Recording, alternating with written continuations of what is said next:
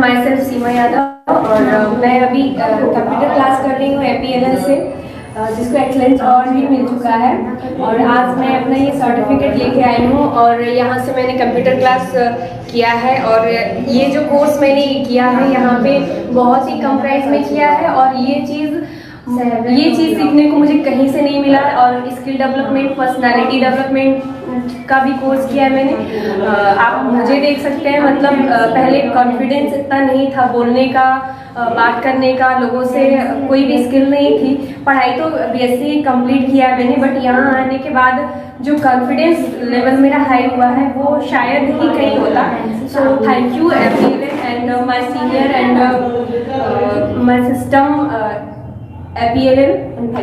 Good morning दोस्तों, good morning friends. आप उम्मीद करता हूँ आप सब लोग बहुत सुरक्षित होंगे, अपने अपने परिवार के साथ होंगे इस time.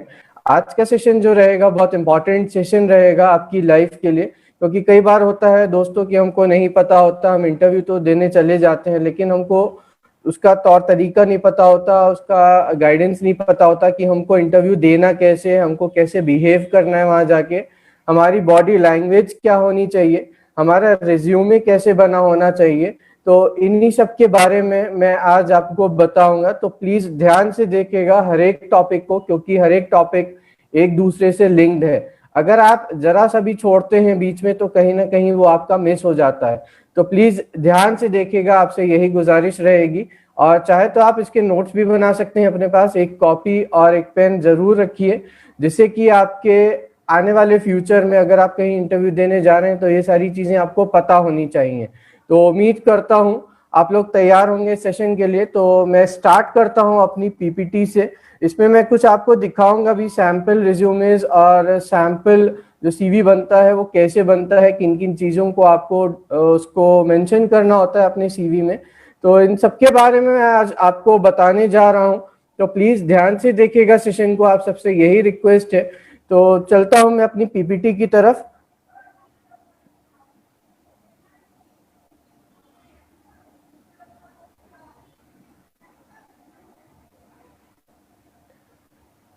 I hope Rishabh sir PPT show हो रही होगी सबको।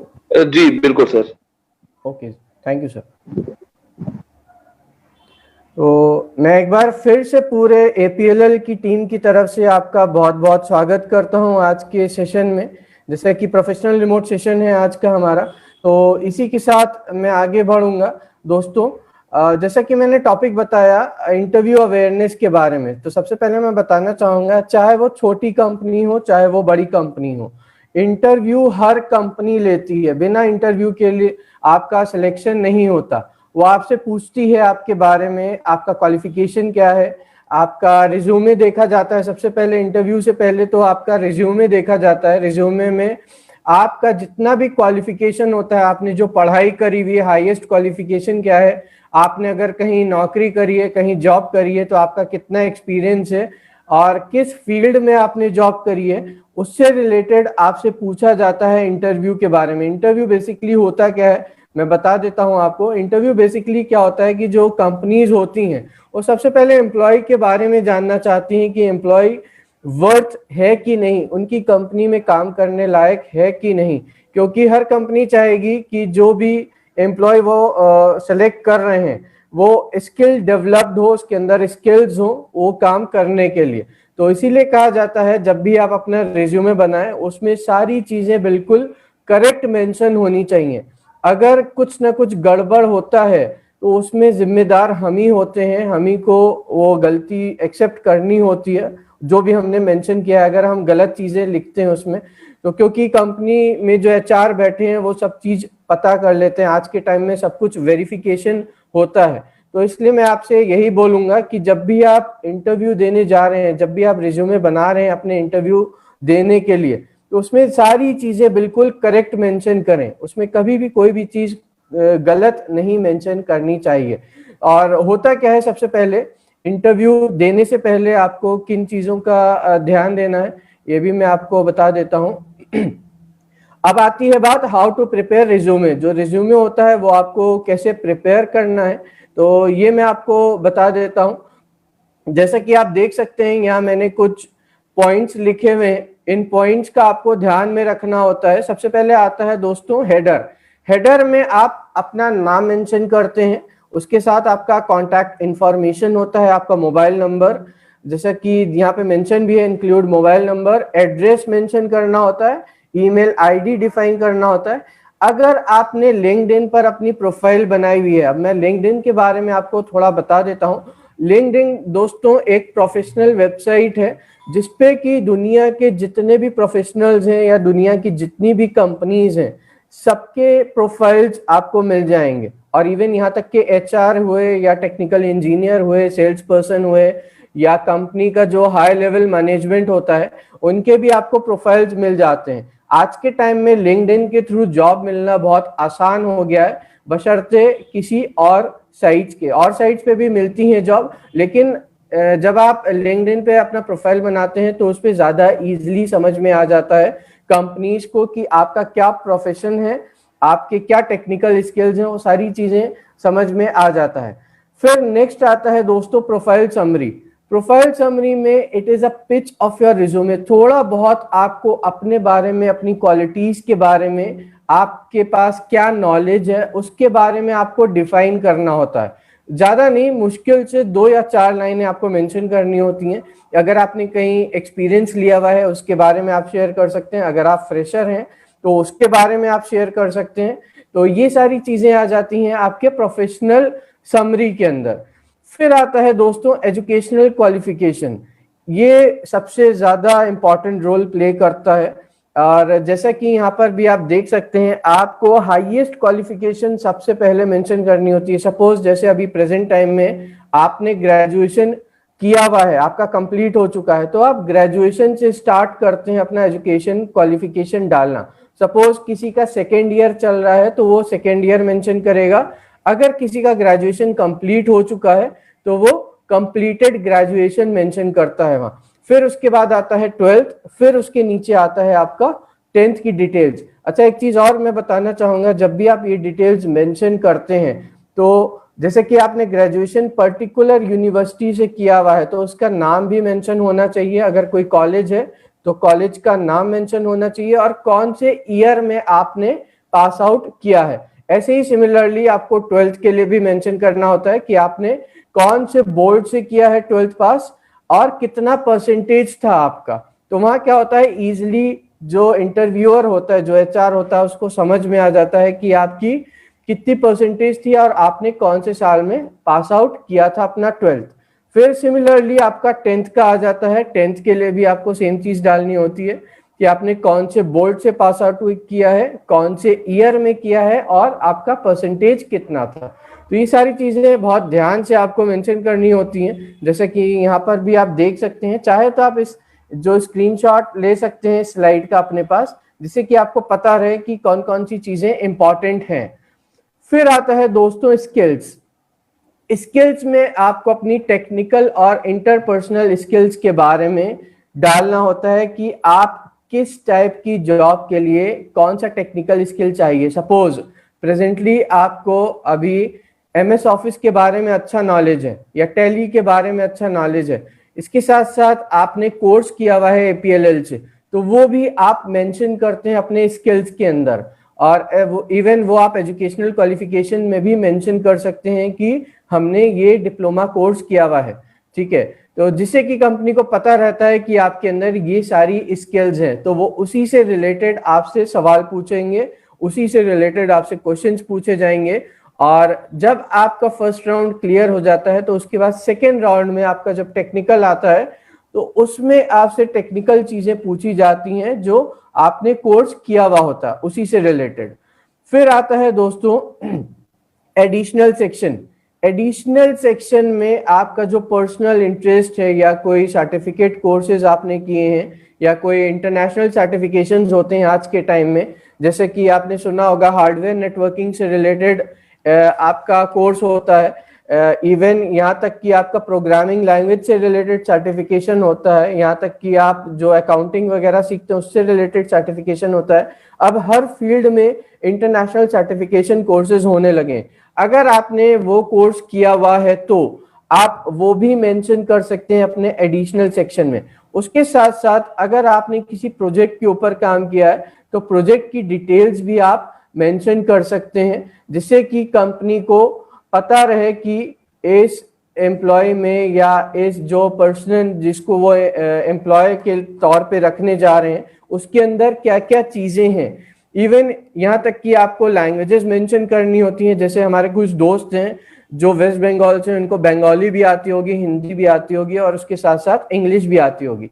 तो ये सारी चीजें आपको मेंशन करनी होती हैं। फिर साथ में अपनी पर्सनल डिटेल्स मेंशन करना प्लीज मत भूलिएगा, ये बहुत इंपॉर्टेंट रहता है। पर्सनल डिटेल्स में जैसे कि आपके फादर का नेम हो गया, मदर का नेम हो गया, आपकी डेट ऑफ बर्थ हो गई, आपका मैरिटल स्टेटस हो गया। मैं अभी आपको इसका फॉर्मेट भी दिखा देता हूं कि ये कैसे बनाया जाता है। तो अब जो हमारा जो नेक्स्ट स्लाइड रहेगा वो फॉर्मेट से रिलेटेड रहेगा कि एक जो रिज्यूमे होता है उसका फॉर्मेट कैसा होना चाहिए। तो मैं यहाँ पर आपके संग शेयर करता हूं। ये देखिए दोस्तों, ये कुछ फॉर्मेट बना हुआ है। चाहे तो आप इसका अपने पास स्क्रीनशॉट ले सकते हैं प्रेजेंट टाइम में। जैसे कि आप देखेंगे सबसे ऊपर नेम मेंशन्ड है, फिर उसके बाद मोबाइल नंबर मेंशन्ड है, फिर ईमेल है, फिर एड्रेस है, फिर उसके बाद आपका प्रोफाइल समरी आ गया है। प्रोफाइल समरी में जैसा कि मैंने बताया था कि आपको 2 या 4 लाइनें मेंशन करनी होती हैं आपके अपने बारे में। इवन यहाँ तक कि आप इंटर्नशिप के बारे में भी डाल सकते हैं, उससे भी काफी इफेक्ट पड़ता है रिज्यूमे पे। जैसे कि अगर आपने कहीं से कुछ 6 महीने का इंटर्नशिप किया है या कुछ टाइम का इंटर्नशिप किया है, जैसे आजकल के टाइम में अगर आप कोई प्रोफेशनल कोर्स कर रहे हैं, फॉर सपोज कुछ स्टूडेंट्स होते हैं जो MBA कर रहे हैं, या होता है कि हम कुछ इंजीनियरिंग कर रहे हैं, तो उसके बाद इंटर्नशिप के लिए बोला जाता है 6 मंथ्स के, तो वो भी आप मेंशन कर सकते हैं अपने रिज्यूमे में। जैसे कि आप देख सकते हैं यहाँ पर इंटर्नशिप, मैं अपना माउस पॉइंटर दिखा देता हूँ, ये इंटर्नशिप भी यहाँ पर मेंशन्ड है एजुकेशन के बाद। उससे भी काफी फर्क पड़ता है आपके रिज्यूमे पे और आप जहाँ गए हैं इंटरव्यू देने के लिए। फिर आता है दोस्तों इंटर्नशिप में, जैसे कि आप देख सकते हैं कौन कौन से मेजर प्रोजेक्ट्स थे उनके ऊपर काम किया। फिर सर्टिफिकेट कोर्सेज के बारे में, जो सर्टिफिकेशंस होते हैं, इंटरनेशनल सर्टिफिकेशंस जो आजकल के टाइम में मल्टीनेशनल कंपनीज भी कराती हैं, जैसे सिस्को है आपका, या माइक्रोसॉफ्ट है, या फिर ऑरेकल है, ये सारी कंपनीज जो इंटरनेशनल सर्टिफिकेशंस कराती हैं, अगर आपने वो कुछ किया हुआ है वो भी आप मेंशन कर सकते हैं अपने रिज्यूमे में। उसके साथ साथ नीचे देखेंगे स्ट्रेंथ दी हुई है। स्ट्रेंथ आपके अंदर क्या पॉजिटिव क्वालिटीज हैं कि आपको क्यों रखा जाए इस कंपनी में, उसके बारे में आपको डिफाइन करना होता है। जैसे कुछ लोग होते हैं चीजों को जल्दी अडेप्ट कर लेते हैं अकॉर्डिंग टू ऑर्गेनाइजेशन। जिस एनवायरनमेंट में आपको भेजा गया है, मतलब जिस एनवायरनमेंट में आप काम करने जा रहे हैं, जिस ऑर्गेनाइजेशन में आप करने जा रहे हैं, वहां का जैसा भी एनवायरनमेंट होगा आप उसको अडेप्ट कर लेंगे बहुत आसानी से। अगर आपके ऊपर कुछ प्रेशर बनाया जा रहा है काम करने का, वो आप कर सकते हैं बहुत आसानी से। चीजों को आप पॉजिटिव वे में लेते हैं, आप नेगेटिव वे में नहीं लेते। तो ये सारी चीजें आ जाती हैं आपके स्ट्रेंथ क्वालिटीज के अंदर आ जाती हैं। फिर आता है जैसा कि मैंने बताया पर्सनल डिटेल्स में, यहाँ पर डेट ऑफ बर्थ खाली मेंशन है, इसके साथ कुछ चीजें और एडिशनल आपको ऐड करनी होती हैं।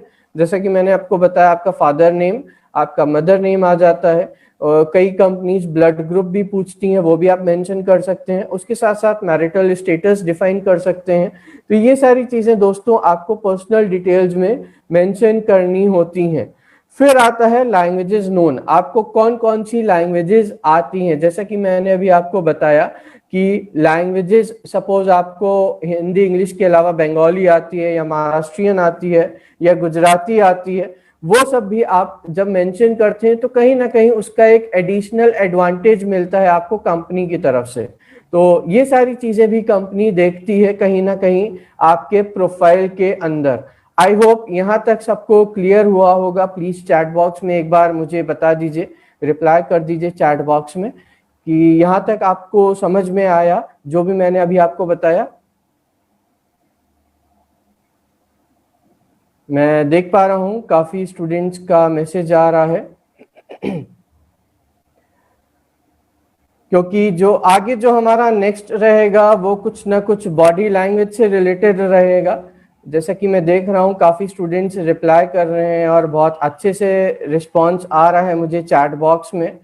तो आगे बढ़ते हैं दोस्तों, इसी के साथ ये कुछ फॉर्मेट था।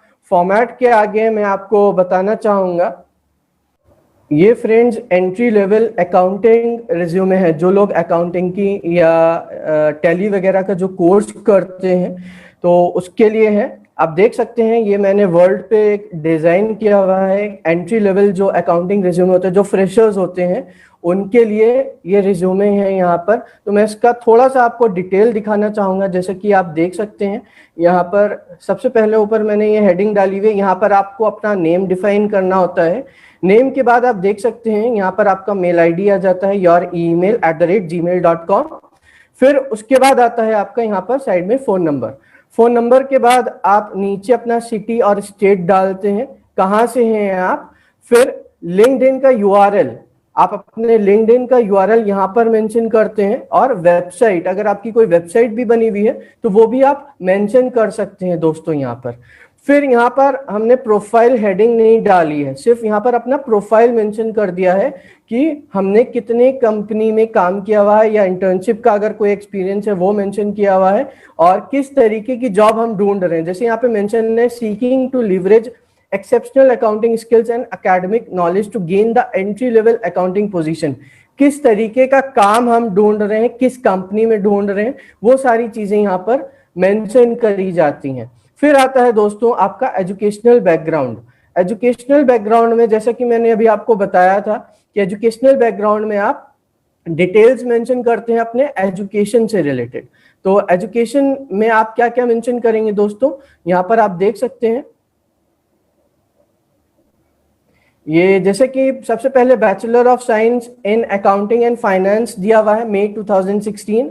ये इन्होंने खाली ये मेंशन किया है। तो इसके साथ साथ मैं आपको बताना चाहूंगा, यहाँ पर आपको अपना 12th और 10th का भी मेंशन करना जरूरी है। अभी मैं आपको एक और दिखाऊंगा, एक और फॉर्मेट है मेरे पास, मैं वो भी आपको दिखाऊंगा कि किस तरीके से आप डिजाइन करते हैं अपना रिज्यूमे।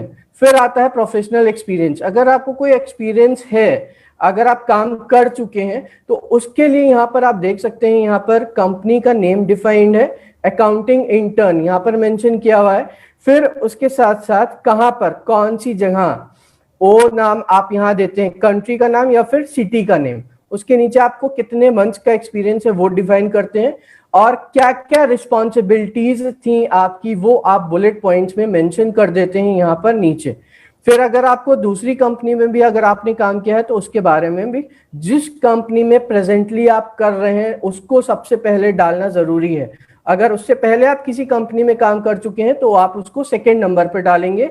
इस तरीके से थर्ड नंबर पे, थर्ड नंबर आप जो उससे पहले कर चुके हैं। तो ये सारी चीजें आप मेंशन करते हैं अपने प्रोफेशनल एक्सपीरियंस में। फिर आता है एडिशनल स्किल्स। जैसा कि मैंने आपको बताया था, एडिशनल स्किल्स में आपको अपनी स्किल्स के बारे में मेंशन करना है। जैसे कई लोग होते हैं सर्टिफिकेशन कोर्सेज करते हैं या फिर कोई पर्टिकुलर इंटरनेशनल सर्टिफिकेशन करते हैं। जैसे आज के टाइम में देखा जाए बहुत सारी कंपनियां ऐसी जो कि इंटरनेशनल सर्टिफिकेशंस प्रोवाइड करती हैं। जैसे हमारी APLL ऑर्गेनाइजेशन है, वो भी आपको सर्टिफिकेशन कोर्सेज प्रोवाइड करती है। जैसे कि स्मार्ट कॉमर्स है, IT स्मार्ट प्लस है, IT स्मार्ट प्रो है, ऐसे बहुत सारे कोर्सेज हैं जो कि आप सर्टिफिकेट लेते हैं। उसको मेंशन करना मत भूलिएगा, मैं बार बार कह रहा हूं, अगर आपने कोई भी कोर्स किया हुआ है, क्योंकि उसको ज्यादा तवज्जो दी जाती है, उसको ज्यादा मतलब जो कंपनी होती है पहले प्रिफर करती है अपने यहाँ रखने के लिए। तो ये सारी चीजें आपको मेंशन करना जरूरी होती है। ये एक छोटा सा फॉर्मेट था जो कि मैं आपको दिखाना चाह रहा था, और इसके साथ साथ एक फॉर्मेट मैं और आपको दिखाना चाहूंगा जो कि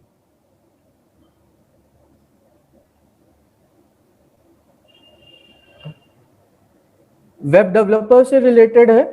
तो मैं आपको दिखाता हूं दोस्तों।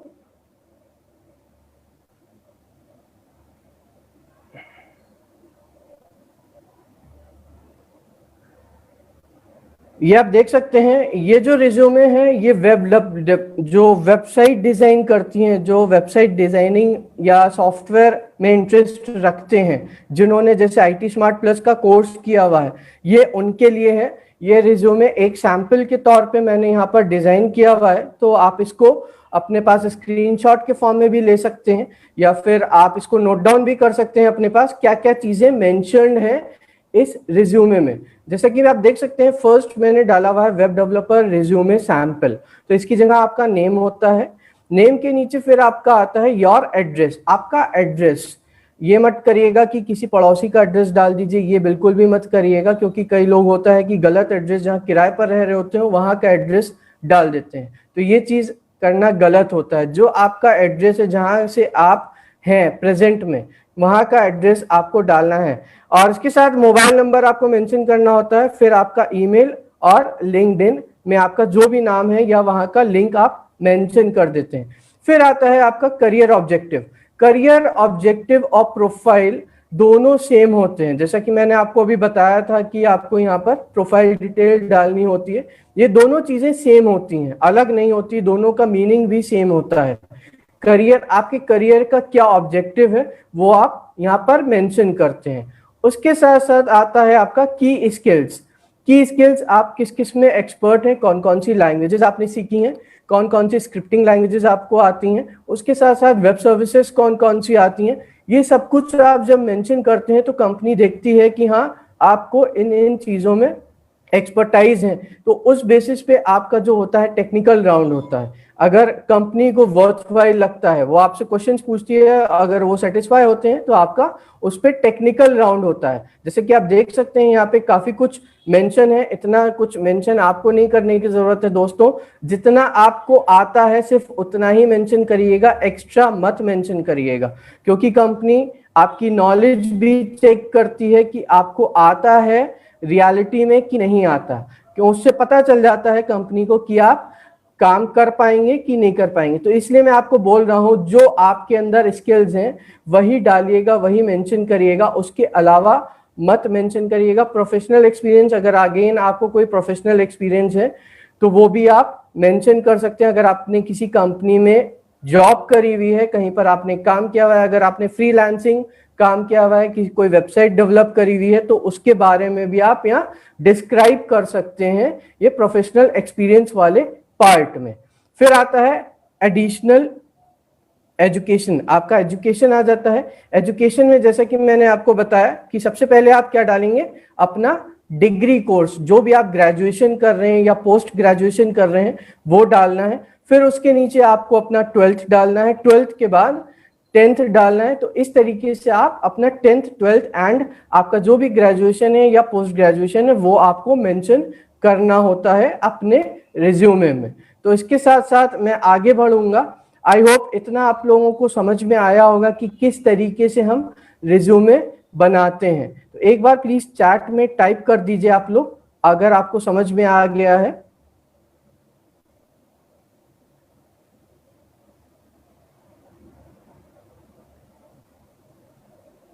ठीक है, मैं देख पा रहा हूं काफी लोग यस लिख रहे हैं। तो इसी के साथ हम आज के नेक्स्ट टॉपिक पे बढ़ते हैं दोस्तों। तो नेक्स्ट जो है हमारा वो है बिहेवियर। अब आपका बिहेवियर कैसा होना चाहिए, जो कि बहुत इंपॉर्टेंट होता है। किसी भी इंटरव्यू में जाने से पहले आपको ये पता होना चाहिए कि आपका बिहेवियर कैसा आपको रखना है वहां जाने पर। तो ये हमारी स्लाइड है, मैं आपको दिखाना चाहूंगा। इसमें हमने कुछ पॉइंट्स मेंशन किए हैं जो कि बहुत इंपॉर्टेंट है। ठीक है, अगर आप कहीं जा रहे हैं, कहीं आपको कॉल आया है कहीं से इंटरव्यू के लिए, तो आपको ध्यान रखना है अगर उन्होंने आपको 10:30 पे बुलाया है तो आप कोशिश करिए वहां पर आप 10 बजे तक पहुंच जाएं या 10:15 तक पहुंच जाएं।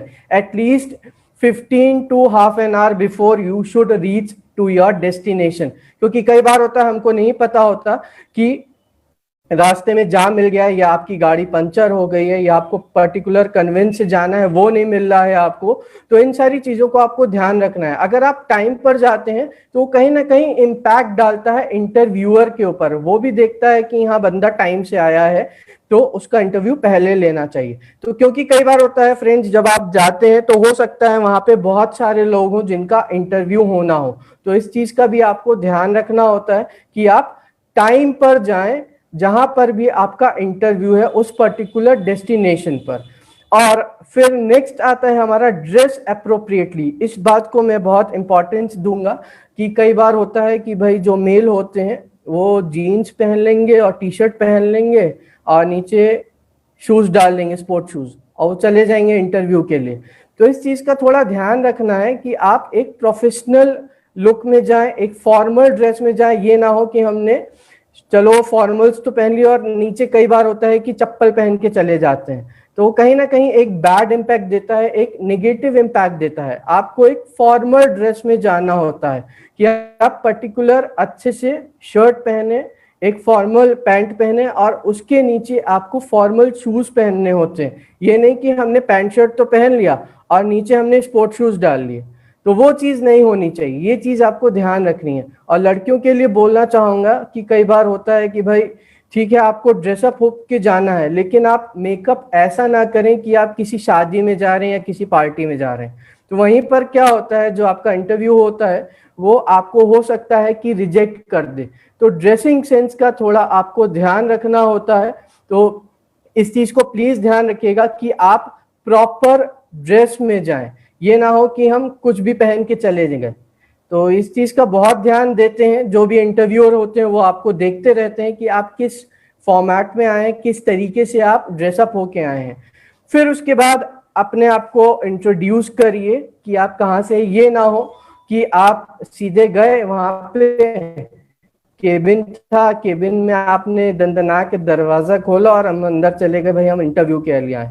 That is not the right thing. आपको सबसे पहले वहां पर रिसेप्शन पे जाना होता है। रिसेप्शन होता है हर एक ऑफिस में। आपको अपने आप को इंट्रोड्यूस करना होता है कि so and so I got a call, मेरे पास ये इंटरव्यू के लिए कॉल आया था। तो वो आपको वहां पे बोलेंगे कि प्लीज हैव अ सीट, आप थोड़ा वेट करिए, हम आपकी डिटेल्स चेक कर लेते हैं। फिर हो सकता है कि आपको एक फॉर्म दिया जाए, वो फॉर्म भरना होता है आपको। तो फॉर्म भरने के बाद आप आराम से बैठ जाएं। ये ना हो कि हम वहां गए कि वहां सोफे पे जाके बैठ गए, तो सोफे पे नहीं बैठना है। आराम से आपको पर्टिकुलर पोस्चर में अच्छे से बैठना है। ये ना लगे कि आप कहीं वहां रेस्टोरेंट में आए हैं या कहीं सिनेमा थिएटर में आए, ये नहीं लगना चाहिए। एक फॉर्मल तरीके से आपको बैठना है वहां जाके। और उसके साथ साथ जब आपको बुलाया जाए, तो मैं फिर से बताना चाहूंगा, केबिन में होता है एचआर, तो वहां पे जाके आपको सीधे दरवाजा नहीं खोलना होता, धीरे से आप डोर खोलेंगे। एक्सक्यूज मी सर, अगर वो आपसे बोलते हैं कि आप प्लीज कम इनसाइड, तभी आपको जाना है। ये ना हो कि हम वहां दरवाजा खोला और सीधे अंदर पहुंच गए, और फिर क्या होता है कि थोड़ा निगेटिव इम्पैक्ट भी डालता है। तो इस चीज का थोड़ा ध्यान रखें कि आप दरवाजा खोलें, डोर ओपन करें और एक्सक्यूज मी बोल के आराम से जाएं जब वो आपको बुलाएं, ठीक है। और अंदर जाते ही ये ना हो कि वहां कुर्सी रखी, भाई हम बहुत दूर से आए हैं और कुर्सी खींची, चेयर हमने पीछे पुल करी और बैठ गए। जब तक आपको बोला ना जाए तब तक आप प्लीज ना बैठें। इस चीज का प्लीज ध्यान रखें, क्योंकि वो भी एक कहीं ना कहीं नेगेटिव इम्पैक्ट डालता है। इंटरव्यूअर ये सारी चीजें बहुत ध्यान से देखते हैं कि आपका बिहेवियर कैसा है, आपके अंदर एटिकेट्स हैं कि नहीं है। तो इस चीज का भी बहुत ध्यान रखना होता है। जब तक आपको बोला ना जाए तब तक आप ना बैठें। उसके साथ साथ अगर आप कोई बैग लेके जा रहे हैं अपने साथ, या आपके पास मोबाइल फोन है, ठीक है, या बैग है, तो बैग अपने सीट के साइड में रखिए। ये ना हो कि भाई हम इंटरव्यूअर के सामने बैठे हैं और टेबल रखी है, वहीं पे उठा के पटक दिया। वो पटकना नहीं है, आपको अपनी चेयर के साइड में रखना है अपने बैग को, ठीक है। ये भी कहीं ना कहीं आपके बिहेवियर में काउंट होता है। ये सारी चीजें देखते हैं जो इंटरव्यूअर होते हैं। तो प्लीज इन सारी चीजों का ध्यान रखिएगा कि अपना जो भी बैग है आप लेके जा रहे हैं वो अपनी चेयर के साइड में रखें। जब तक आपको बोला ना जाए कि yes you can keep on the table, तभी रखें। अगर नहीं बोला जाता है तो अपनी सीट के साइड में रख लें उसको। फिर उसके साथ साथ एक चीज और ध्यान में रखनी होती है, कई लोगों की आदत होती है कि भाई मोबाइल फोन लेके जा रहे हैं, अंदर बेल बज जाती है और उठा लेते हैं। वो चीज भी बहुत गलत होती है। उस चीज के लिए भी मैं बोलना चाहूंगा, अगर आपके पास कोई मोबाइल फोन है जेब में, तो उसको प्लीज स्विच ऑफ रखें या वाइब्रेशन मोड पर रखें। अगर आपका वाइब्रेशन बहुत तेज है तो उसको आप स्विच ऑफ ही कर दें या फिर साइलेंट मोड पे रख दें। तो ये ना हो कि वहां इंटरव्यू आपसे क्वेश्चन पूछ रहा है और आपका फोन बज गया और आप बोल रहे हैं एक्सक्यूज मी सर, मेरा कॉल है। तो that does not look good and that gives a negative impact on the interviewer, वहीं पर आपका रिजेक्शन हो जाएगा। तो इस चीज का भी प्लीज बहुत ध्यान रखिए। लड़के होते हैं कि चलो भाई जीन्स पहन ली, टी शर्ट पहन लिया और नीचे फ्लोटर्स डाल लिए या फिर चप्पल डाल के चले गए इंटरव्यू देने, that is not a appropriate dress.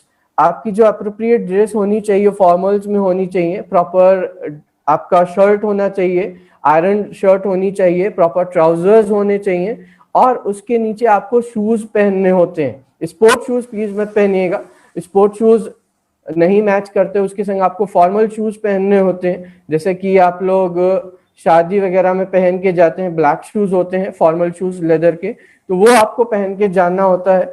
ऐसे ही मैं बताना चाहूंगा, और आपके हेयर अच्छे से सेटल होने चाहिए। ये नहीं कि हम हनी सिंह के स्टाइल में कटवा के जा रहे हैं या फिर कुछ जेल वेल लगा के बहुत स्टाइल बना के जा रहे हैं, तो उससे कहीं ना कहीं एक नेगेटिव इफेक्ट पड़ता है। तो ऐसे ही मैं फीमेल्स के लिए भी बताना चाहूंगा, कई बार होता है कि भाई हम बहुत सारा मेकअप कर लेते हैं शादी वाला, तो वो प्लीज नहीं करना है। तो उस चीज का भी ध्यान रखना है, बिल्कुल डिसेंट वे में हमको ड्रेसअप होके जाना है, प्रॉपर सूट में या जो आपको डिसेंट वे ड्रेस लगे उस ड्रेस में आपको जाना है, कि जिससे कि जो आपका इंटरव्यूअर है, जो एचआर है, उसको भी लगे कि हाँ the person is in a well mannered, in a well dressed, क्योंकि ये सारी चीजें कहीं ना कहीं एक पॉजिटिव इफेक्ट डालती हैं एचआर के ऊपर। फिर आता है बारी इंटरव्यू की। जब तक आपसे बोला ना जाए कि प्लीज सिट डाउन या प्लीज कम इनसाइड, सबसे पहले क्या करना होगा, जब भी आप पहुंचेंगे ऑफिस, वहां केबिन होगा, केबिन के अंदर आपको डायरेक्टली नहीं जाना है, आपको सबसे पहले रिसेप्शन पे जाना है। रिसेप्शन पे कोई मैम या सर बैठे हो, उनसे आप एक्सक्यूज मी बोलेंगे और उनको बताएंगे कि ऐसे ऐसे आपका इंटरव्यू शेड्यूल्ड था आज, और वो आपसे आपकी डिटेल्स मांगेंगे। और एक चीज और बताना चाहूंगा, हमेशा जब भी जाएं तो एटलीस्ट 3 से 4 रिज्यूमे अपने साथ रख के लेके जाएं। आपके पास हार्ड कॉपी में 3 से 4 प्रिंट आउट होने चाहिए अपने रिज्यूमे के, क्योंकि हो सकता है वो कई बार आपसे 2 या 3 कॉपीज मांग लेते हैं, तो आप रेडी रहें उस चीज के लिए, क्योंकि कई बार होता है कि हम 1 या 2 लेके जाते हैं तो फिर दिक्कत होने लगती है। तो इस चीज का प्लीज ध्यान रखिएगा। उसके साथ साथ जब वो आपसे रिज्यूमे मांगे तो आप उनको अपना रिज्यूमे दे दें, प्रॉपरली चेक कर लें कोई मिस्टेक तो नहीं है उसमें, और उसके पीछे साइन करके हमेशा दें अपना रिज्यूमे, तो जिससे कि इंटरव्यूअर को भी लगे कि हाँ the person is serious about the interview. तो ये नहीं हो, कई बार होता है कि हम बिना साइन किए दे देते हैं, और हो सकता है उसके बाद आपसे एक फॉर्म भी भरवाया जाए, तो फॉर्म में बिल्कुल करेक्ट डिटेल्स भरें, जो भी आपने अपने रिज्यूमे में भरा है डिटेल्स, वही सारी डिटेल्स आपको फॉर्म में भी फिलअप करनी होती हैं। तो इस चीज का भी प्लीज ध्यान दीजिएगा दोस्तों। फिर जब आपसे बोला जाए, वहां पर आपको जाके बोला जाएगा कि please sit down and we will call you for the interview, आपको अभी इंटरव्यू के लिए बुलाया जाएगा, तो उतनी देर वेट करें, थोड़ा पेशेंस बना के रखें। कई बार होता है इरिटेट होने लगते हैं कि यार इतनी देर हो गई अभी तक इंटरव्यू नहीं हुआ और यहाँ मेरा टाइम वेस्ट हो रहा है, तो ऐसा कुछ नहीं करना चाहिए। कहीं ना कहीं वो आपको वहां नोटिस कर रहे होते हैं, जब आप बैठे होते हैं वहां जितने भी एम्प्लॉयज निकल रहे होते हैं, अब आपको नहीं मालूम कौन एचआर है कौन क्या है, तो वो सारी चीजें, सारे आपका बिहेवियर वो नोटिस कर रहे होते हैं कि आप कैसे बिहेव कर रहे हैं वाइल सिटिंग ओवर देयर। तो ये चीज का ध्यान रखना है। और जब आपसे बोला जाए कि आप को प्लीज जाना है अंदर, तभी आप जाएं, और ये ना हो कि केबिन में एचआर बैठा है और वहां हम गए, हमने दरवाजा खोला और दंदना के सीधे अंदर पहुंच गए, मैं यह इंटरव्यू देने आया हूं, तो वो चीज नहीं होनी चाहिए। वहां आपको एक्सक्यूज मी सर या मे आई कम इन सर बोल के, जब वो बोले यस प्लीज कम इन, तभी आपको अंदर जाना है। तो ये चीज का प्लीज ध्यान रखिएगा। ये कुछ एटिकेट्स होते हैं, ये हमको ध्यान रखने होते हैं कि हमको एक्सक्यूज मी बोलकर ही अंदर जाना है अगर आपसे बोला जाए अंदर आने के लिए। फिर आपको बोला जाएगा बैठने के लिए, तभी आप बैठे। ये ना हो कि हम गए भाई कुर्सी खींची और हम बैठ गए, कि बड़ी दूर से आए हैं, पैर में बहुत दर्द हो रहा है, कि जल्दी हम कुर्सी खींचे और बैठ गए। तो इस चीज का भी ध्यान रखना है कि आपके चाहे जितना भी दर्द हो रहा हो, तो ये ना हो कि हम कुर्सी खींच के और डायरेक्ट अपने आप बैठ जाए। तो वो चीज का ध्यान रखना है, वो चीज हमको नहीं करनी है जब तक आपसे बोला ना जाए बैठने के लिए। तो प्लीज इन चीजों का थोड़ा ध्यान रखिएगा। और जब आपसे पूछा जाए इंट्रोड्यूस योरसेल्फ, अपने बारे में बताएं, तो आपको कुछ चीजें बतानी होती हैं, हमको अपने परिवार और रिश्तेदारों के बारे में बिल्कुल भी नहीं बताना होता है। जैसा कि कई बार होता है कि कुछ जो कैंडिडेट्स होते हैं वो अपने परिवार के बारे में बताने लगते हैं। कुछ चीजें मैं बता रहा हूँ, चाहे तो अपने पास नोट कर लीजिए। सबसे पहले आपको अपना नाम बताना होता है, फिर उसके बाद अगर आपने किसी जॉब में वर्क किया है या प्रेजेंटली कर रहे हैं उसके बारे में आपको बताना होता है। अगर कोई पास्ट एक्सपीरियंस है आपका किसी जॉब से रिलेटेड वो बताइएगा। फिर आपको अपनी highest qualification to lowest qualification, suppose graduation किया है उसके बारे में, फिर ट्वेल्थ, फिर उसके बाद 10th के बारे में, और कुछ हॉबीज के बारे में भी आप बता सकते हैं। तो उसके बाद हो सकता है वो आपको फिर नेक्स्ट राउंड के लिए बोलें कि प्लीज वेट आउटसाइड, या फिर हो सकता है कि अगर आपका कम्युनिकेशन उनको अच्छा लगा हो तो वो नेक्स्ट राउंड के लिए भी आपको वहां बोल सकते हैं। और एक चीज और ध्यान रखिएगा, जब भी आपसे पूछा जाए इंट्रोड्यूस योरसेल्फ, आपको आई टू आई कांटेक्ट बना के रखना है। ये ना हो कि हम वो बात हमसे कर रहा है और हम इधर उधर देख रहे हैं, सर खुजला रहे हैं और बोलते जा रहे हैं इधर उधर देख के। और कई बार होता है कुछ लड़कियां होती हैं, कुछ गर्ल्स होती हैं, वो यूं यूं बात करते करते यूं यूं करेंगी, या फिर खुजलाते रहेंगे, या कुछ अपना शर्ट सही करेंगे। तो वो चीजें प्लीज ध्यान रखिएगा, वो चीजें कहीं ना कहीं नेगेटिव इफेक्ट डालती हैं। वो ये शो करती हैं कि आप अंडर कॉन्फिडेंस है, आपके अंदर कॉन्फिडेंस की कमी है। तो इस चीज का प्लीज ध्यान रखिएगा दोस्तों, ये चीज बहुत ध्यान रखिएगा। आई होप इतनी चीज क्लियर हुई होगी। अगर आपको नेक्स्ट राउंड के लिए बोला जाए तो आप पूछ सकते हैं उनसे कि sir when I should come, या आप पूछ सकते हैं कि कौन सी डेट को होगा या कितने बजे होगा। तो सारी चीजें आप पूछ सकते हैं। और अगर आपसे बोला जाए कि प्लीज ट्राई नेक्स्ट टाइम या we will let you know later on, तो ये ना हो कि हमने कुर्सी पीछे ढकेली, खड़े हुए और निकल के चले गए। तो ये भी एक नेगेटिव इफेक्ट होता है कहीं ना कहीं। आपको बहुत आराम से, बहुत पोलाइटनेस से आराम से कुर्सी खिसकानी है, थैंक यू सर बोलना है, have a nice day sir, या कुछ भी उसकी जगह आप बोल सकते हैं। तो थैंक यू बोल के आप एक स्माइल दे के जब आते हैं तो कहीं ना कहीं अगर फिर से उस कंपनी में इंटरव्यूज होते हैं तो आपको हो सकता है फिर से वो ऑफर करें। अगर इस टाइम आपके अंदर वो कैपेबिलिटी नहीं है तो वो कंपनी के ऊपर डिपेंड करता है कि वो किस टाइप के कैंडिडेट्स प्रेजेंट टाइम में चाह रहे हैं। तो इस चीज का प्लीज ध्यान रखिएगा कि थैंक यू हमेशा, अप्रिसिएशन हमेशा होना चाहिए। अगर आपसे कोई मिस्टेक हुई है तो हमेशा उसके लिए सॉरी बोलें। ये ना हो कि हम एटीट्यूड में है, भाई मेरी तो कोई गलती नहीं, हम क्यों सॉरी बोलें। तो ये चीज कहीं ना कहीं एक पॉजिटिव वे में ली जाती है जब आप थैंक यू और सॉरी का यूज करते हैं अपनी लैंग्वेज में अपने इंटरव्यू के दौरान। तो इस चीज का प्लीज ध्यान रखिएगा। तो आई होप यहां तक क्लियर हुआ होगा दोस्तों आपको। प्लीज चैट बॉक्स में बता दीजिए एक बार।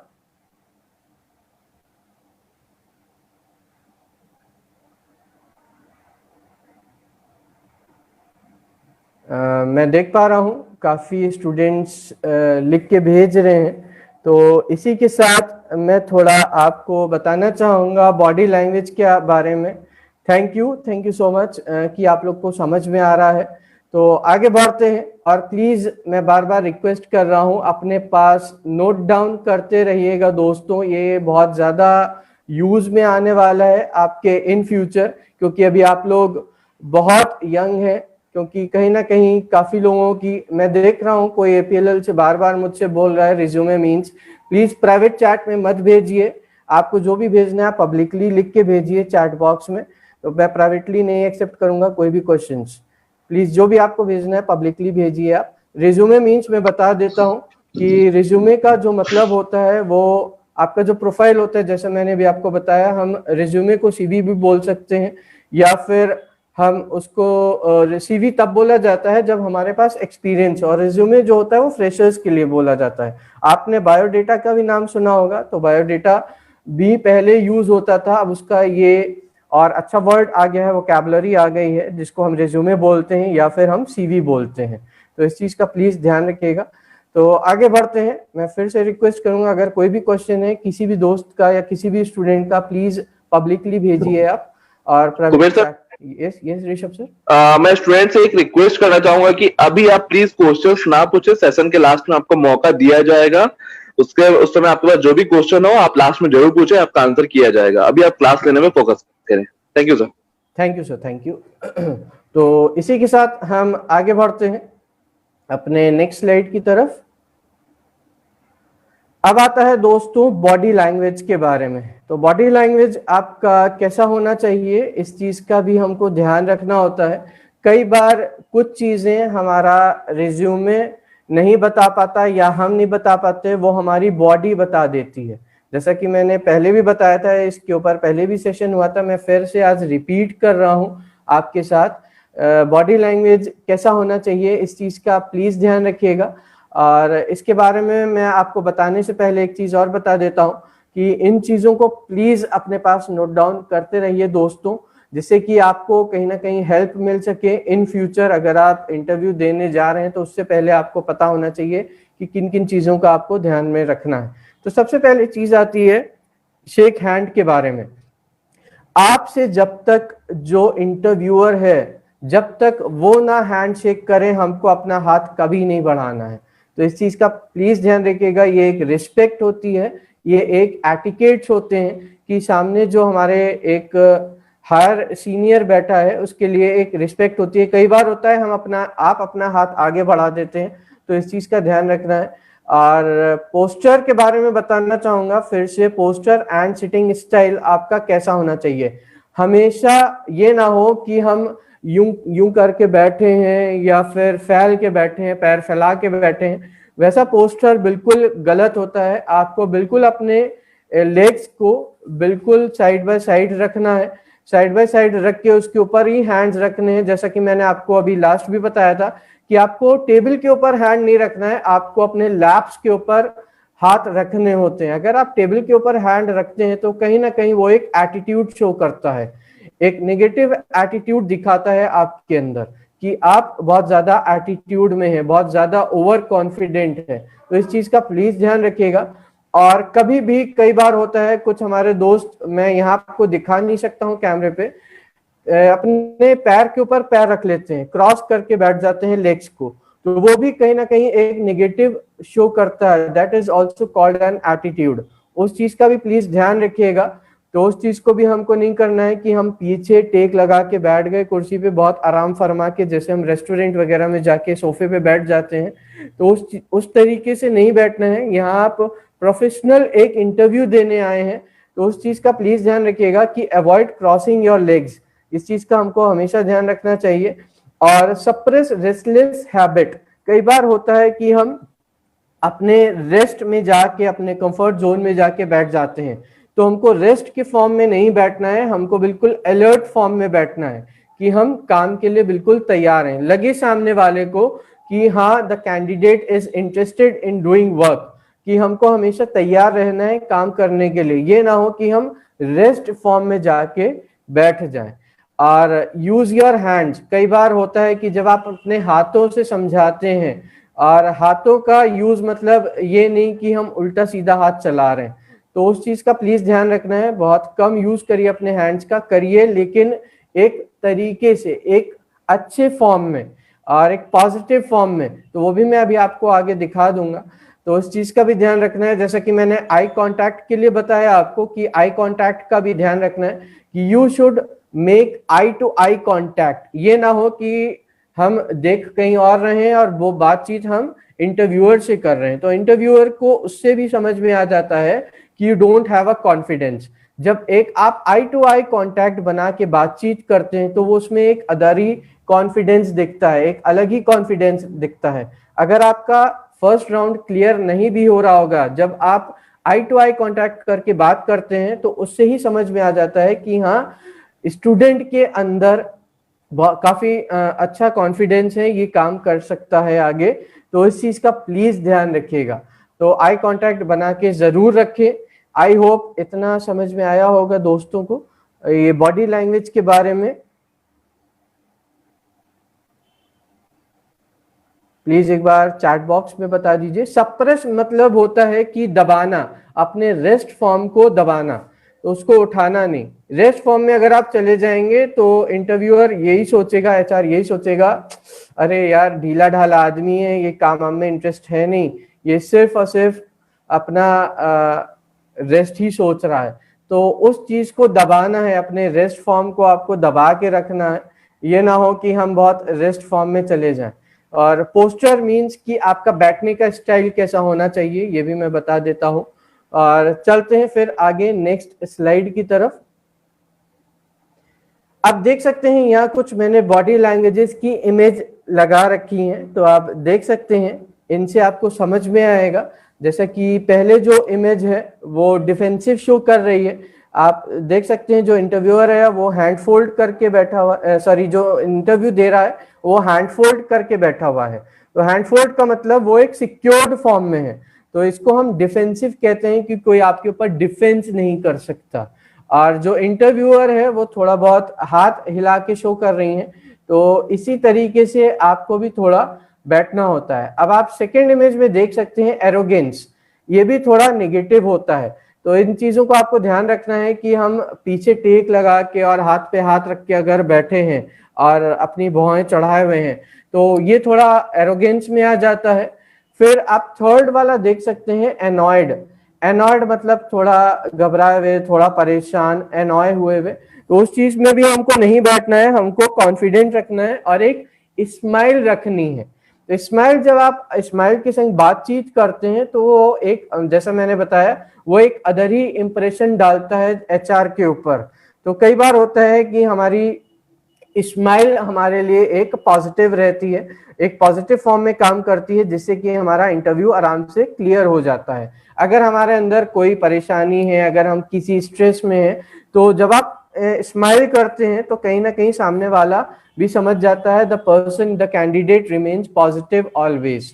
अब नीचे सेकेंड रो में आप देख सकते हैं एक इरिटेटेड फॉर्म में शो कर रहा है, और जैसे कि हैंड फोल्ड है और इरिटेटेड है। और वहीं आप सेकेंड इमेज में देख सकते हैं हैप्पी फॉर्म में शो कर रहा है, हैंड फोल्ड है लेकिन उसके चेहरे पे एक स्माइल है। तो अगर आप इस तरीके से बातचीत करते हैं स्माइल के साथ, तो कहीं ना कहीं एक पॉजिटिव इंप्रेशन डालता है वो इंटरव्यूअर के ऊपर। तो इस चीज का भी आपको ध्यान रखना है। और कई बार हम कंफ्यूज रहते हैं, वो कहीं ना कहीं हमारे चेहरे से भी समझ में आ जाता है।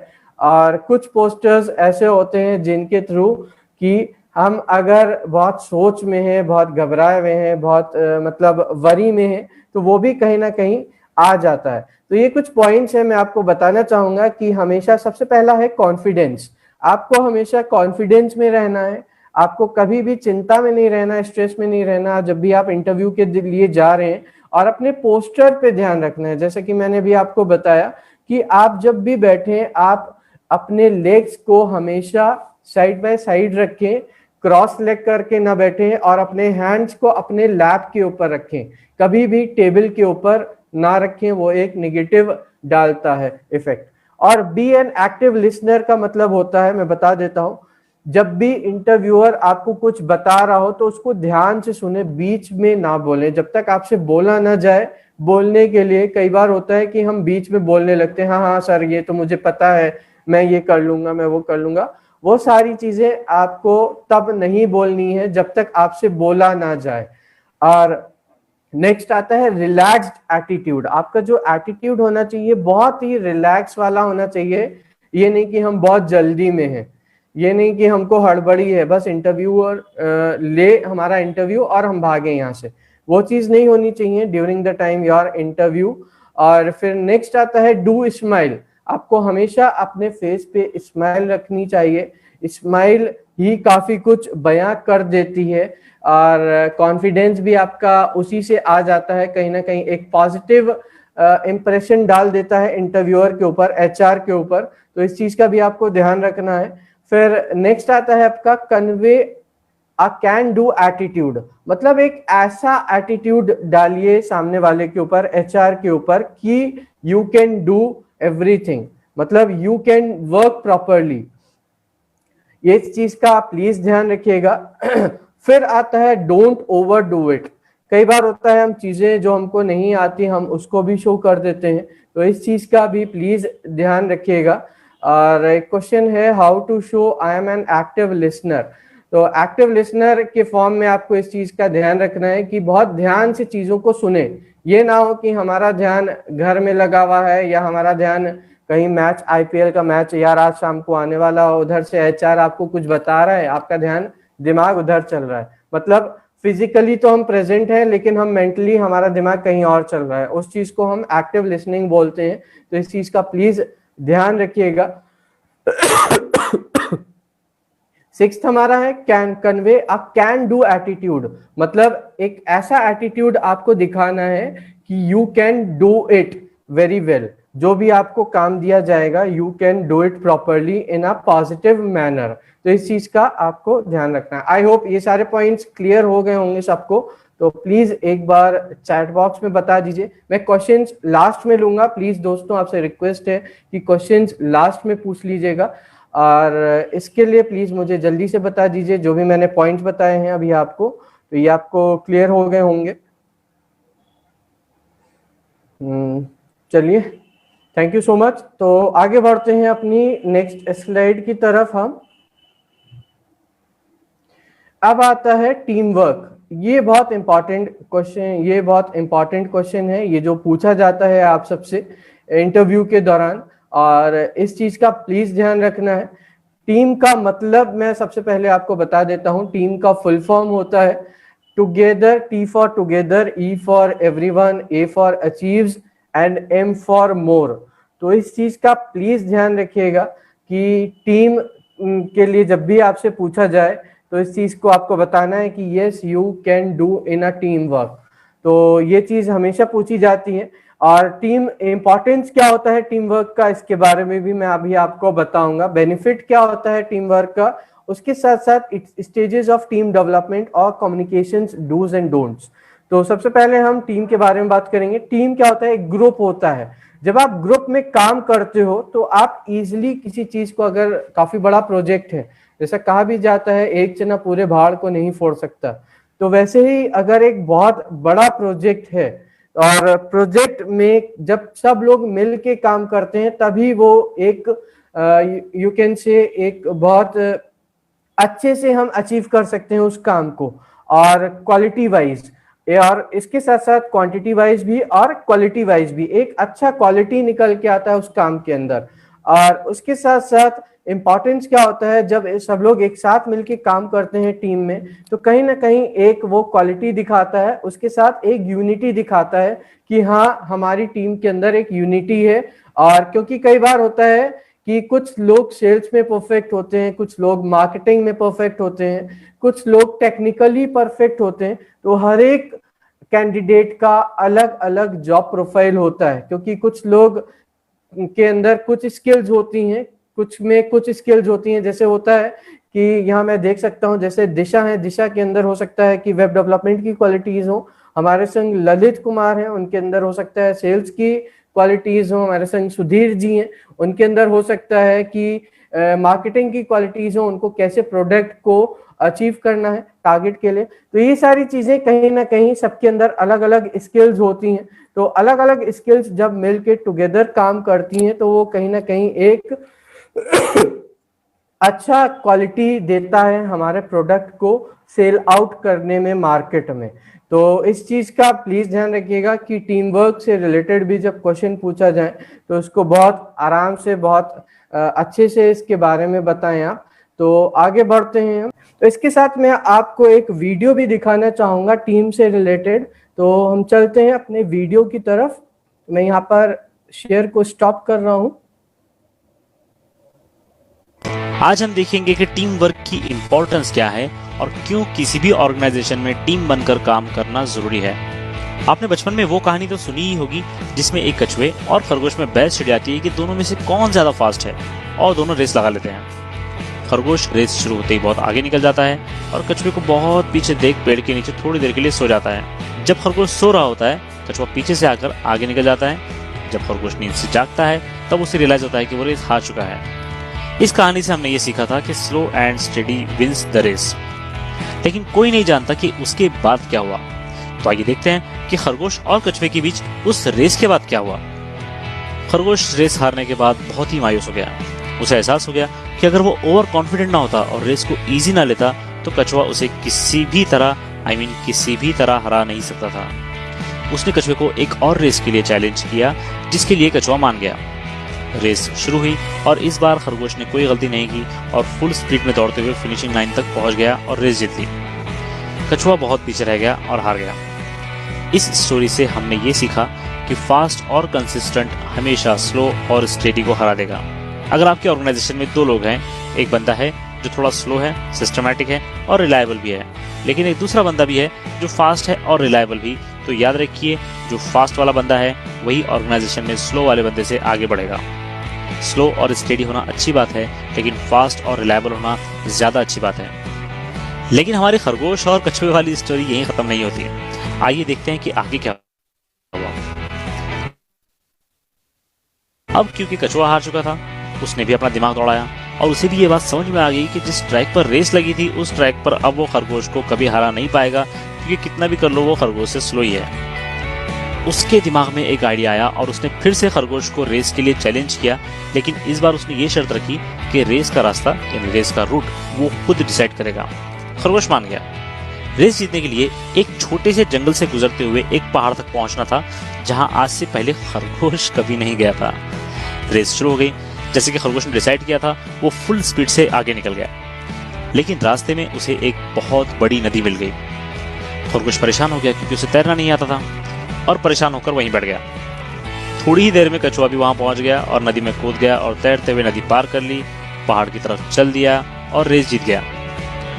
अब इस कहानी से हमने ये सीखा कि पहले अपनी स्किल्स और एबिलिटीज को जान लें और फिर उसके हिसाब से अपना प्ले फील्ड डिसाइड करें, या दूसरे शब्दों में जिस काम में आप अच्छे हो वैसे काम ज्यादा से ज्यादा करने की कोशिश करें। फॉर एग्जाम्पल, अगर आप किसी ऑर्गेनाइजेशन में काम करते हो और अगर आप अच्छे स्पीकर हो तो कोशिश करो ऐसे अपॉर्चुनिटीज पैदा करने की जिसमें आपको प्रेजेंटेशन देने का मौका मिले, ताकि मैनेजमेंट के लोग आपको नोटिस कर सकें। अगर आप एनालिसिस करने में अच्छे हो तो अच्छे से रिसर्च कीजिए, अच्छे से रिपोर्ट बनाइए और मैनेजमेंट को भेजिए, इससे भी आप हाईलाइट होंगे। अगर आप अपनी स्ट्रेंथ्स के हिसाब से काम करोगे तो इससे न सिर्फ लोग आपको नोटिस करेंगे बल्कि ऑर्गेनाइजेशन में भी आगे जाने के आपके चांसेस भी बढ़ेंगे। लेकिन हमारे खरगोश और कछुए वाली स्टोरी अब भी खत्म नहीं हुई। एक आखिरी चीज बाकी थी।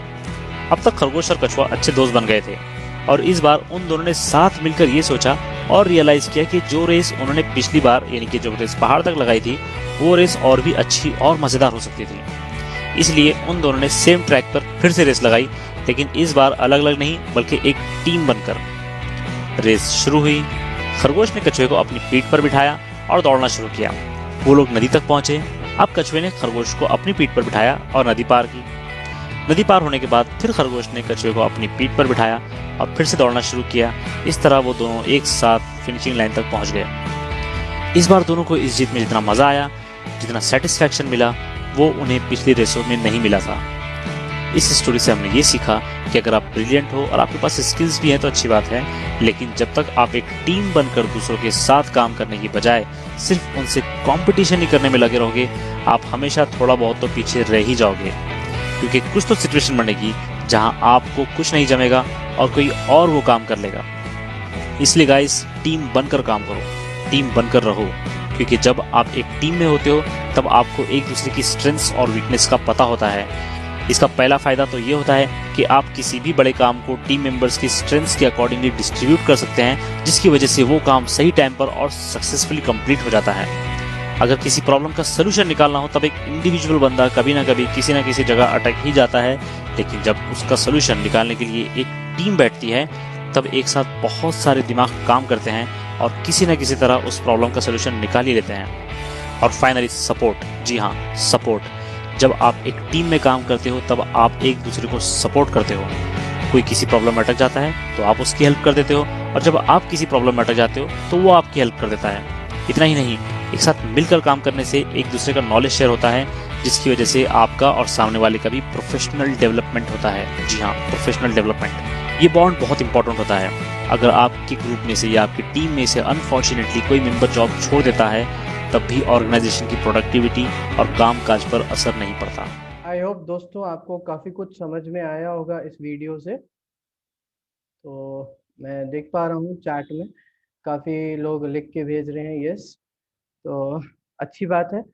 आई होप तो इस तरीके से अगर हम टीम में काम करते हैं तो कहीं ना कहीं हमको बहुत सारी चीज़ें सीखने को भी मिलती हैं और हम समझ पाते हैं कि हमारे जो कोलीग्स हैं उनके अंदर क्या गुणवत्ता है, उनके अंदर क्या स्किल्स हैं, वो किस चीज में एक्सपर्ट हैं।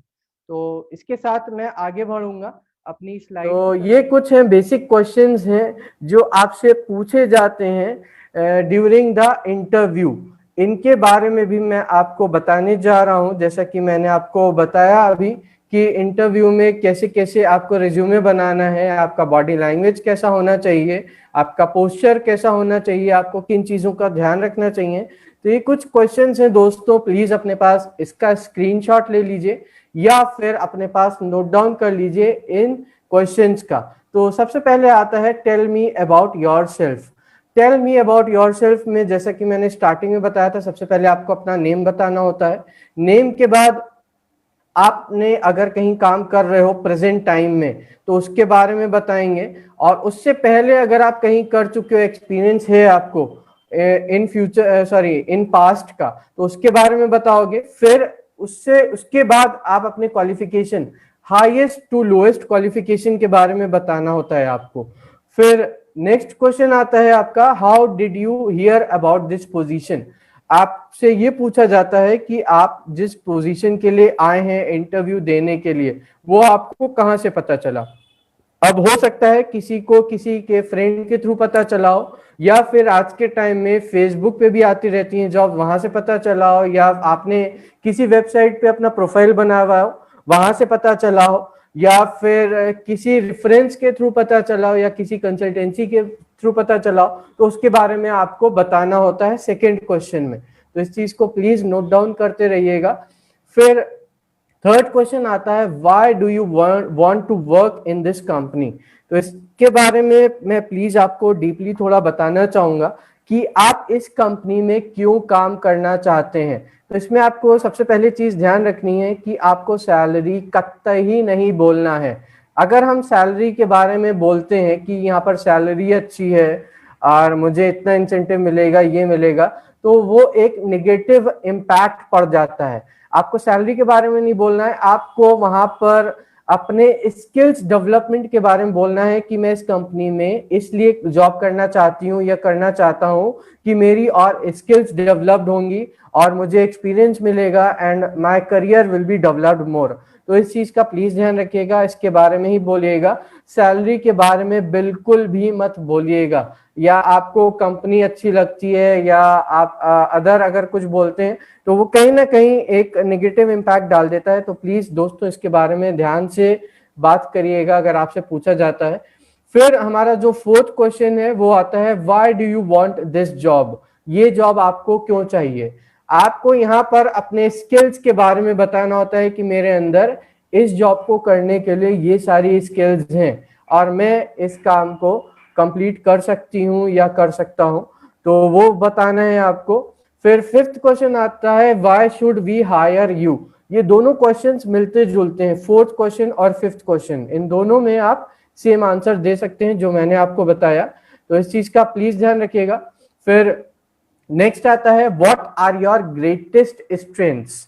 स्ट्रेंथ में आपको बताना है कि आप चीजों को जल्दी अडाप्ट कर लेते हैं, या आपको जो भी ट्रेनिंग दी जाएगी आप उससे जल्दी सीख सकते हैं और आप प्रेशर में काम कर सकते हैं। ये सारी चीजें बतानी है। उसके साथ साथ आप टीम वर्क में बहुत अच्छे से काम कर सकते हैं, आपकी कम्युनिकेशन स्किल अच्छी है, तो इसके बारे में भी आप बोल सकते हैं।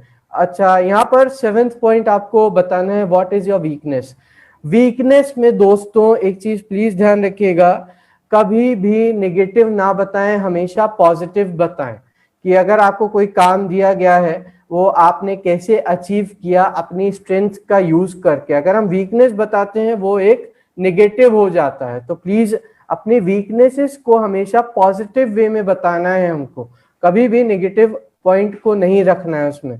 फिर एट्थ आता है question, tell me the thing you have overcome the challenges in previous company. अगर प्रीवियस कंपनी में आप कर रहे थे काम और वहां आपके सामने कोई चैलेंज आ गया तो आपने उसको कैसे ओवरकम किया, तो उसके बारे में आप पॉजिटिव वे में बताएंगे कि एक ऐसे ऐसे चैलेंज आया था तो आई टुक द इनिशिएटिव, मैंने उसके ऊपर इनिशिएटिव लिया, मैंने ऐसे ऐसे उसको ओवरकम करने के लिए ये काम किया। वो सारी चीजें आपको बतानी होंगी स्टेप बाय स्टेप, अगर आपने किया हो तो तभी बताइएगा। फिर आपके पास 9th क्वेश्चन आता है व्हेन यू कैन स्टार्ट। ये आपसे पूछा जाता है क्वेश्चन, अगर आपका सिलेक्शन हो जाता है, ये आपसे पूछा जाता है कि आप कब से कंपनी में ज्वाइन हो सकते हैं, कब से आप काम पर आ सकते हैं। तो इसमें प्लीज कॉन्फिडेंटली अपने आप को रख के बोलिएगा, ये ना हो कि मैं 6 से देखूंगा या 7 से देखूंगा। एक पर्टिकुलर टाइम आपको बताना होता है कि हाँ मैं इस डेट से स्टार्ट कर सकती हूँ या कर सकता हूँ। इस चीज का प्लीज ध्यान रखिएगा। फिर 10th क्वेश्चन आता है what is your are you able to relocate. Relocate का मतलब होता है सपोज प्रेजेंटली आप कोलकाता में हैं या आप दिल्ली में हैं या मुंबई में हैं, या आपसे बोला जाता है कि आप रीलोकेट कितने दिन में हो सकते हैं। अगर आपके पास जॉब का ऑफर दिल्ली के लिए आया है और प्रेजेंटली आप कोलकाता में रह रहे हैं, आपका घर कोलकाता में है या फिर मुंबई में है, तो वहां आपसे पूछेंगे कि आप कितने दिन में आप दिल्ली शिफ्ट हो सकते हैं। तो इस चीज का बहुत ध्यान से आंसर दीजिएगा कि मैं इतने दिन में शिफ्ट हो सकती हूँ या हो सकता हूँ, क्योंकि कई बार होता है ये भी कुछ चीजें आपकी पॉजिटिव देखी जाती हैं कि आप टाइम पर वहां पहुंचते हैं कि नहीं पहुंचते हैं। फिर आता है दोस्तों व्हाट इज योर एक्सपेक्टेशन। यहाँ आपसे सैलरी के लिए पूछा जाता है।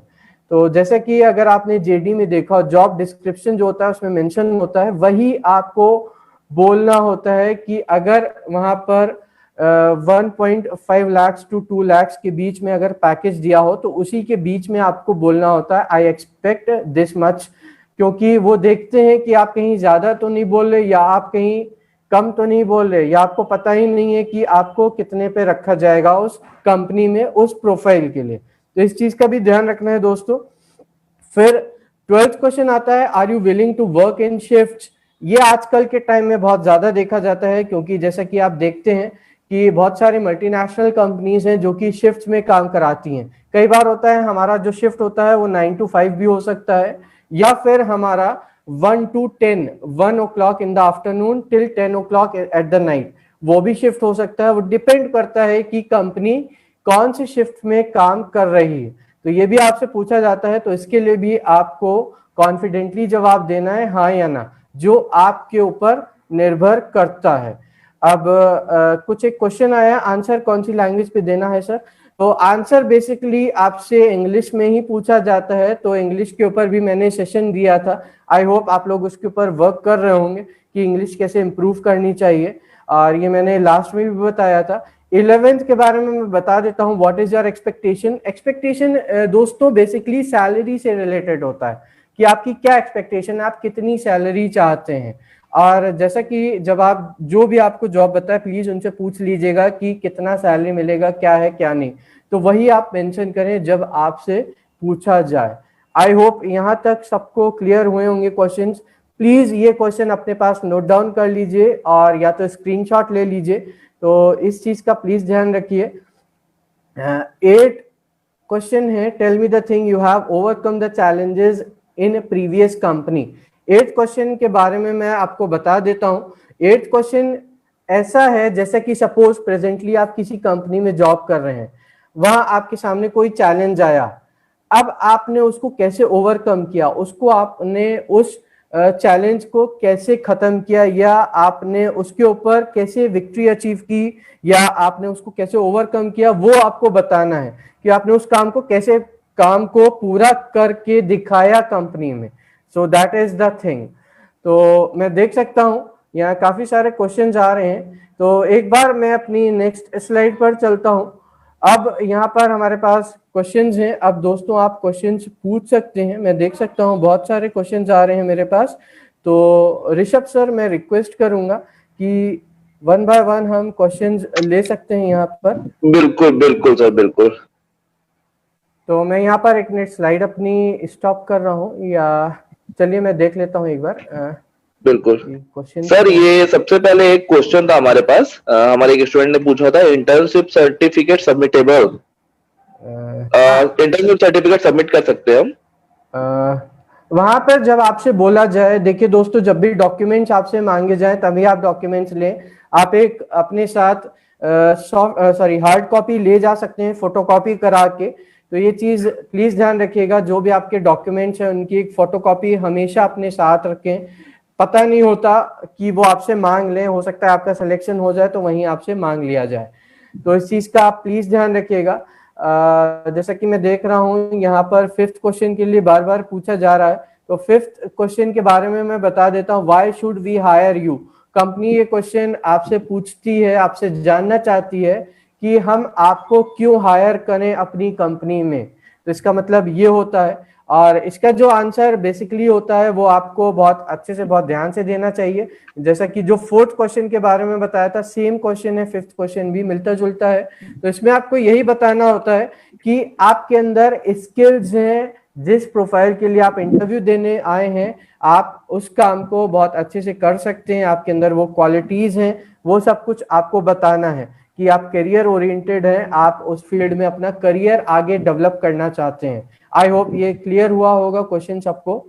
और सर एक क्वेश्चन है, अगर प्रीवियस एक्सपीरियंस ना हो तो चैलेंज के बारे में क्या बताएं?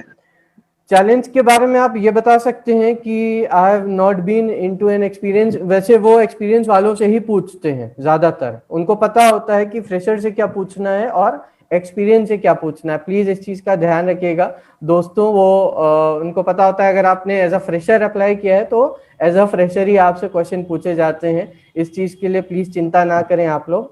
तो सर आई होप ये क्लियर हुआ होगा क्वेश्चन। बिल्कुल बिल्कुल। ये 7th क्वेश्चन बार बार पूछा जा रहा है, ये जो APLL से ज्वाइन है हमारे साथ, व्हाट इज योर वीकनेस।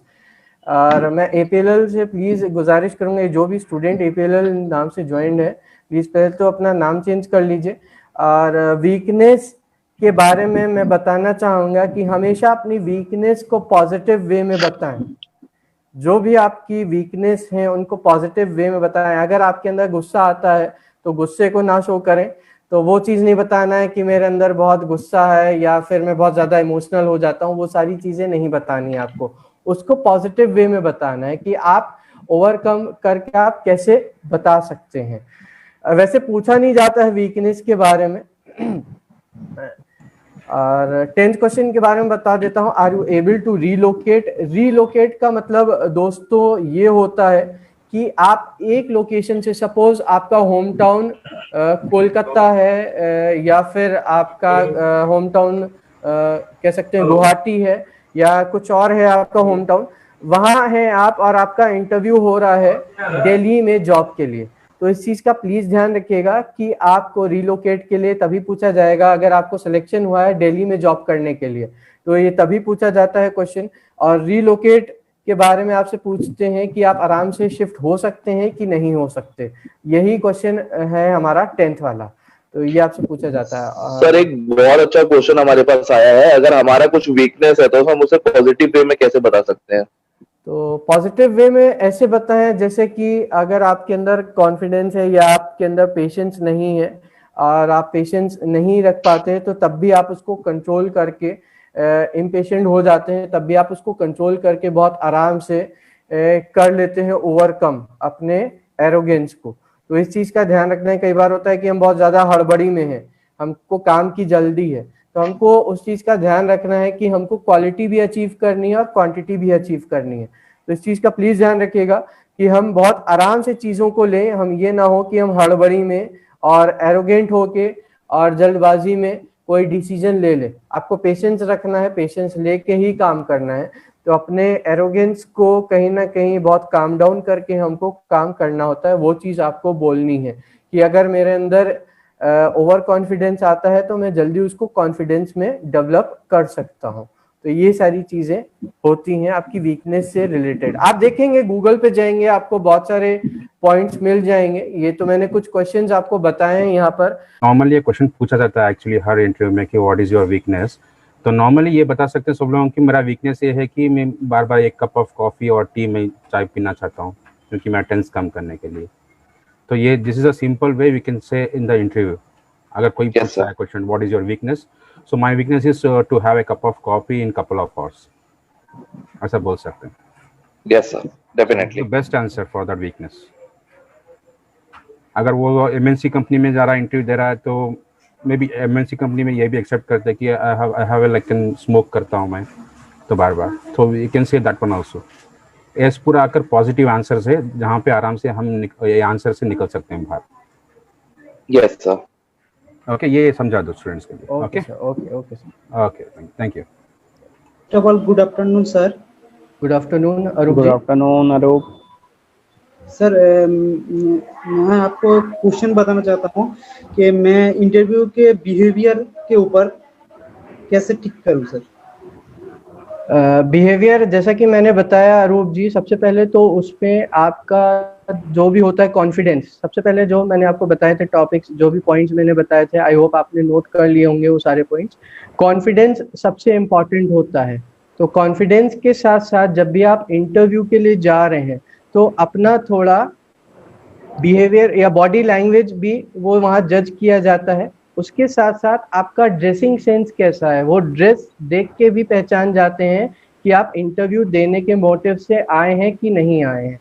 तो ये चीज़ बहुत ध्यान में रखिएगा, जब भी आप जा रहे हैं इंटरव्यू देने तो प्रॉपर ड्रेस में, प्रॉपर फॉर्मल्स में जाएं। मतलब ये ना हो कि हम जीन्स टी शर्ट पहन के जा रहे हैं ऐसी मस्ती करने और पता लगे वहाँ इंटरव्यू हमारा सिलेक्शन नहीं हुआ।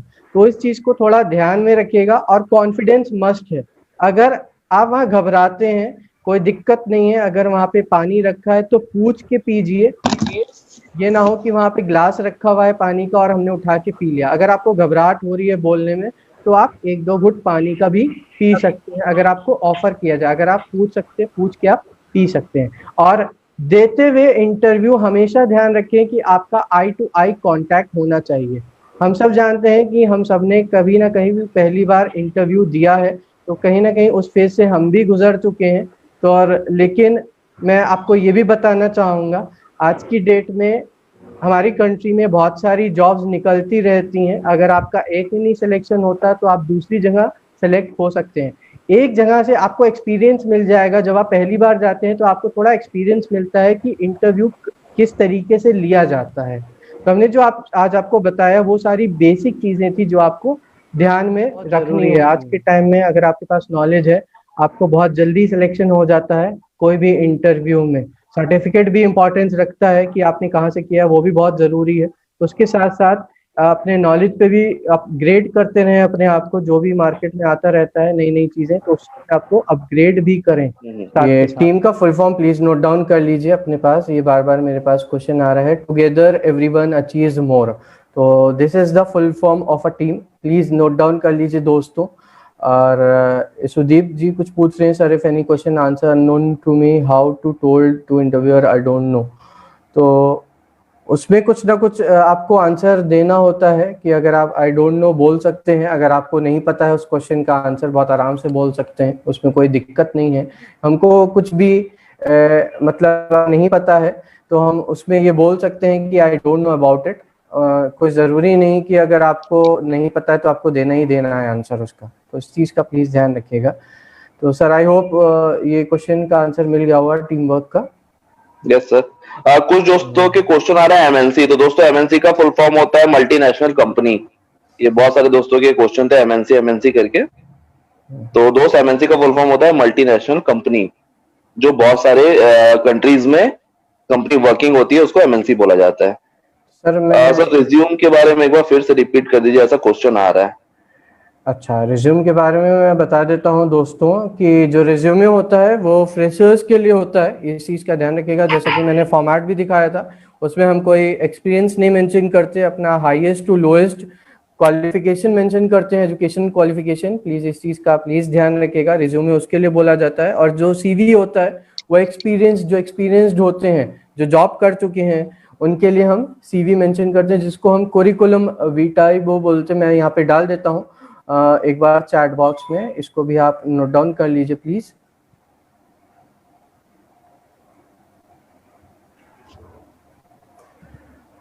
तो एक कुरिकुलम विटाई बोलते हैं उसको, जो एक्सपीरियंस्ड होते हैं उनके लिए। तो आई होप मैं यहाँ पर स्टॉप करना चाहूँगा अपना share. Thank you students, thank you so much for attending this session.